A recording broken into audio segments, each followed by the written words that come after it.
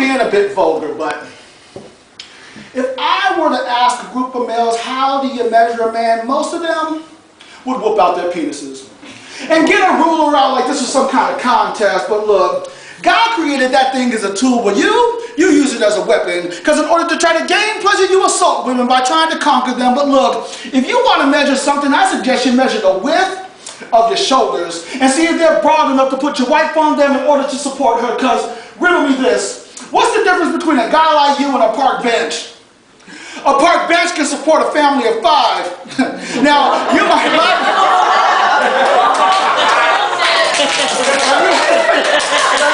for that joke, but it makes me sick inside knowing that in order to survive, someone has to depend on you to provide.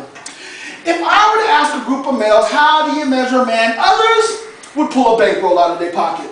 You know what I'm talking about. The one with the 25 ones and the 10 wrapped around it. But you see, being a man, it's not about what you can buy. It's about what you own. And so you buy flashy clothes and a stereo and spinning wheels for your crappy car. But me, I own a home. And so you'd rather measure money, but me, I'd rather measure your IQ, because just because you have money, it doesn't mean you know what to do. As a matter of fact, what's that saying about money and a fool? Oh yeah, that they are soon parted. Dang, that sounds a lot like you. Now, if I were to ask a group of males, how do you measure a man, the rest of them would probably say, it's with that Arnold Schwarzenegger type of leadership. You know what I'm talking about. The guys that'll lead their man into certain death, along with a state budget, into certain death, while they emerge victorious from it. But the true measure of a leader is to measure their heart, because it's the heart of a servant.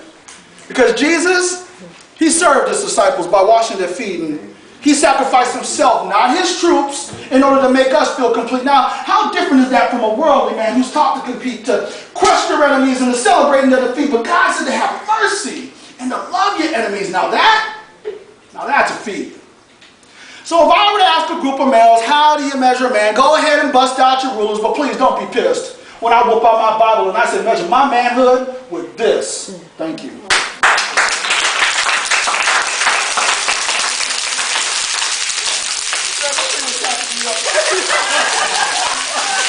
I have no idea how much that is blessing me right now.